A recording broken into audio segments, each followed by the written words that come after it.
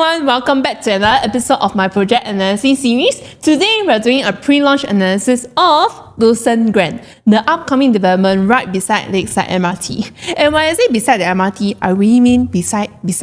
Within the entire Lakeside area, this will be one of the closest condos to the MRT. If you look at existing condos like Caspian or Lakefront Residences, both are already very near Lakeside MRT and have generally seen healthy profits over the years. But Lucerne Grand is even closer. Oh yes. If you haven't already, do help me to like, share and subscribe to my channel so that I can continue doing content like this. And if you'd like for a one-to-one consultation on your next step, you can also scan the QR code to WhatsApp me. Of course, being this close to the MRT also comes with a very obvious concern. Some of the stacks are going to face the MRT tracks directly. You get the convenience, yes, but you may also hear every train that goes by till past 11 PM. So will MRT noise actually affect the profitability of the whole development? How much cheaper must an MRT facing unit be before I would consider it? And maybe the bigger question, when owners eventually want to exit, who is going to buy from them? Can the HDB upgraders around Jurong afford these units in the resale market next time? These are the main concerns that I want to look at today. We don't have the full floor plans and indicative prices yet, so I'll probably leave the detailed layout and facing analysis for part 2.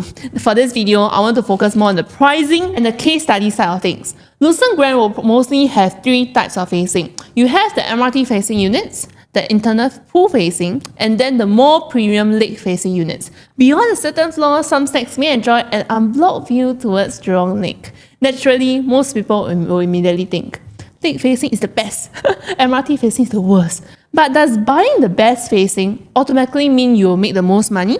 And on the other hand, can those MRT facing units actually pull down the performance of the entire project? Before we look at MRT or expressway noise, I want to first show you what can happen when a condo has a really premium facing. And for this, let's look at Seaside Residences. So some units may face unblocked view of the sea, while the other side faces Victoria School and overlooks the landed enclave. So naturally, sea-facing units command a premium, but the interesting part is not just that they sell higher. It is what happens to the rest of the development after they set those higher prices. So let's start with the 2-bedroom transactions. So one sea-facing unit transacted in April 2025 at 2520 per square foot.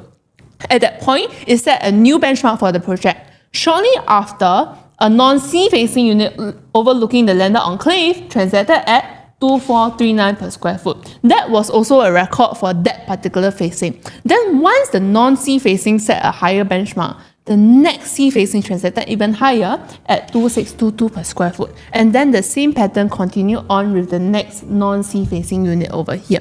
So why does this happen? Because once we enter the resale market, who determines the price? Not the developer, not the agent, but buyers and sellers like yourself. They look at the latest transactions and then use those as a benchmark for the next unit. So once the premium facing unit sets a new high, the non-premium unit slowly catch up. And then the next premium unit pushes the ceiling height higher again. So we see something very similar with the 3-bedroom transactions. So over here, a sea-facing unit transacted at 2611 per square foot over here. And then a non-sea facing unit followed at 2523 per square foot. And then another sea facing at 2638. And then a partial sea facing also caught up at 2610. And eventually the sea facing unit crossed 2007 per square foot. But here you can see that a non-sea facing transacted at 2610 per square foot, which is very close to what the sea facing unit transacted at almost 1 year earlier. So these premium facing units are not selling in isolation. They are helping to move the benchmark of the whole condo. So even if you own the so-called lousier facing, you can still benefit because buyers are looking at transactions within the same development. So the sea facing units keep setting the headline prices, and over time the other facings start following behind. But of course, this only happens when there is healthy transaction volume. You still need units selling month after month for this price support to happen. And this is probably one reason why Seaside Residences can still command such strong resale prices today. Because honestly, at similar price points, buyers can technically have newer projects that they can choose from, such as Tembusu Grand or even freehold projects like the Continuum. Yet people are still willing to pay for Seaside Residences. Why? Because of the sea view. There is scarcity there, and you cannot easily replicate that in most East Coast condos. So Lucerne Grand could potentially enjoy something similar with its lake-facing units. Not every unit is going to have a full lake view, but if those premium stacks eventually start setting strong resale prices, they could help push up the perceived value of the whole development. But then there comes the other side of the argument. Lucerne Grand also has MRT facing units. If the premium facings can pull the prices up, will a bad facing end up doing the opposite and drag everything down? For this, let's look at Penrose. So Penrose has units directly facing the expressway, which I think most buyers will agree that this is the less desirable facing. Then you have units that are facing a smaller road. There is still some road noise, but honestly between the two, right, most people would probably prefer the smaller road facing a bit better. So here we can see that the first transaction we're looking at was a non-expressway facing unit that transacted in April 2025 at 2275 per square foot. Around the same period, right, you notice that over here, that the expressway facing units initially could not catch up with that price. But you give it some time and they started catching up. Eventually, an expressway facing unit sold at 2265 per square foot and then another at 2296 per square foot, taking slightly more than a year for it to catch up with the earlier non-expressway facing transaction. And this is the part I find quite important. So the better facing units were leading the price outwards. The expressway facing units did not drag the whole condo down, they just took longer to catch up. Plus, if we look back at the initial entry prices, right, the expressway facing units over here generally entered at much cheaper prices. So even though they had less desirable facing, they could still make very healthy profits because their entry price already compensated them for that disadvantage. In the example here, the eventual exit PSF becomes quite similar. But because the expressway facing unit entered at much lower, the actual profit was higher. So having a bad facing does not automatically mean you have a bad investment. The question is, did you buy it cheap enough? And that brings us back to Lucerne Grand. MRT facing unit is probably going to be regarded as the worst facing. Pool facing is the safer, more neutral option. Lake facing will probably command the strongest premium. But now the real question becomes, how much more do I actually pay for each one? If you're buying for own stay, then of course this becomes very emotional and personal. You are the one staying, I cannot speak for you. Maybe you absolutely cannot stand MRT noise. Even if the unit is 100,000 cheaper, you probably won't even want it, and that's fair enough. But if I'm looking at this from an investment angle, I need to be more objective. How much cheaper must the MRT facing unit be before it becomes attractive? How much more will I pay for pool facing? And then what is a reasonable premium for lake facing before I'm simply overpaying for the view? So for this, Caspian gives us a very useful reference because it is also right around Lakeside MRT. So let's compare an MRT facing unit against a non-MRT facing. So all of these are 2-bedroom units bought around the launch period. So one of it that you see over here is 1,001 square feet, a 2+ study facing the MRT track, while the other is a smaller 936 square feet, a 2-bedroom away from the MRT tracks. So you can see over here, for a similar price quantum, buyers were basically choosing between more space with MRT noise or less space with a better facing. And take note, the non-MRT facing unit was not enjoying some amazing lake view either. Most units at Caspian were facing Lake Point Condo or generally blocked by Lakefront Residences. So what were buyers really paying for? Simply to avoid the MRT tracks. At launch, that translated to a 4.4% higher PSF for the non-MRT facing unit. Then we fast forward to the current resale market. Again, 2-bedroom types sold at similar quantum, just 20k difference. The MRT facing unit sold at 1518 per square foot, and then the non-MRT facing sold at 1602 per square foot. So by resale, buyers were willing to pay about 5.5% more for the non-MRT facing unit. Then when we look at their profit, the MRT facing unit owners made about 904 per square foot over here, whereas the non-MRT facing made about 961 per square foot. So although the non-MRT facing owner paid a higher per square foot at launch, that unit eventually made about 6.3% more in terms of profit. So even though it's smaller in size. So this is one example where buying the cheaper supposedly lousier facing actually did not give you the better outcome. But I also don't want you to focus too much on the original developer pricing, because every developer has their own pricing strategy. They can purposely price certain stacks more aggressively to move them, or put a larger premium on unit types that they think buyers will accept. So we have seen them in recent launches as well, where some larger unit types were priced at much higher per square foot. What I care more about is this: when the project goes into resale, how much premium are actual buyers willing to pay? So in this Caspian example, resale buyers were willing to pay about 5.5% more to avoid the MRT facing. And that gives us a useful reference for Lucerne Grand. So let's say the pool facing for Lucerne Grand is only 3 or 4% more expensive than MRT facing. Then personally, I think paying a bit more for the better facing could make more sense. But what if the pool facing unit is about 7 to 8% more expensive? Then suddenly the MRT facing unit starts looking more attractive, because your upfront discount is already larger than the premium of what the Caspian buyers were willing to pay to avoid the tracks. Again, 5.5% is not some magic guaranteed formula. Please don't go to booking the unit just because the difference is 5%. But it does give us a reference guide when we eventually see the actual price chart. Now, let's compare the MRT facing against a proper premium view. So for this, I'm using Lakefront Residences as an example. The lake facing unit was on 6th floor and enjoyed at least a partial lake view beyond the school. So the other unit was on the 4th floor and directly faced the MRT tracks. So at the point of purchase, the lake facing unit was about 6.8% more expensive, but I want you to look at the actual price quantum. That was only about 18,000 more. Then we fast forward to resale, buyers were willing to pay about 8.6% more for the lake-facing unit. In price quantum, that difference has widened to about $50,000. And if we look at the actual profits, the lake-facing owner made about $672 per square foot versus the MRT-facing at $602 per square foot. That's about 11.6% more in profit. So what happened over here? The first owner paid 6.8% to get the lake-facing unit. But when it came to sell, the next buyer was willing to pay an 8.6% premium. The price gap actually grew. And this is why the entry premium matters so much. So for Lucerne Grand, we can use that 8.6% as another reference. If the lake-facing unit is only 5% more expensive than a comparable MRT-facing unit, then maybe that premium is worth paying. But based on this lakefront example, resale buyers have historically been willing to pay more than that for the view. But what if Lucerne Grand launches and the lake-facing unit is 12 or 15% more expensive?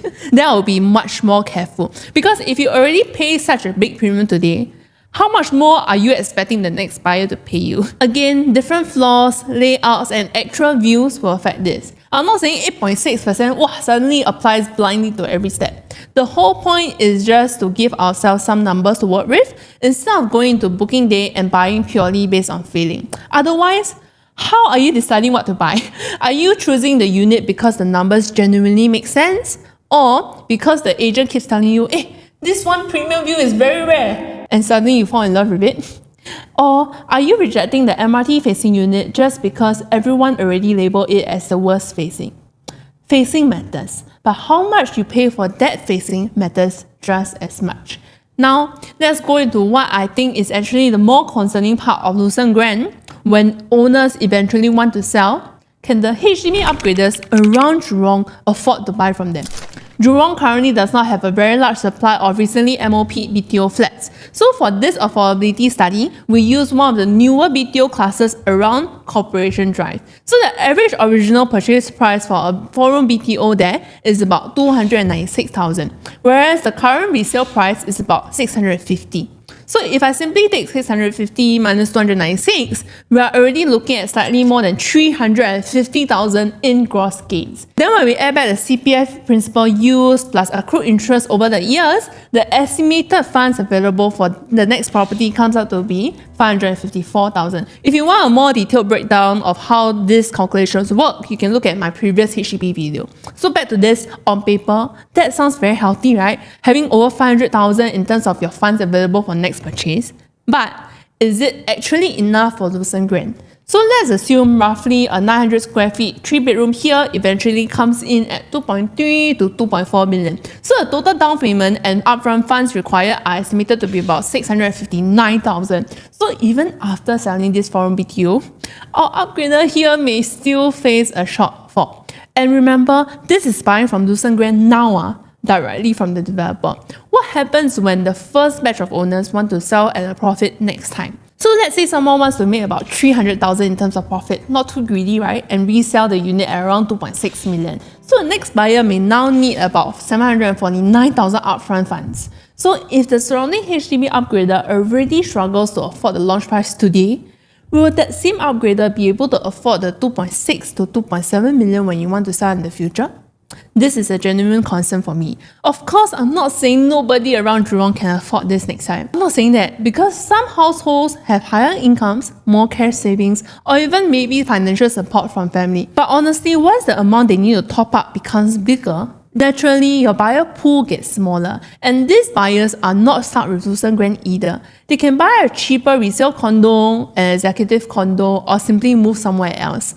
Usually, this is where having a strong pool of HDB upgraders nearby can really help to support the private market. Just look at Punggol.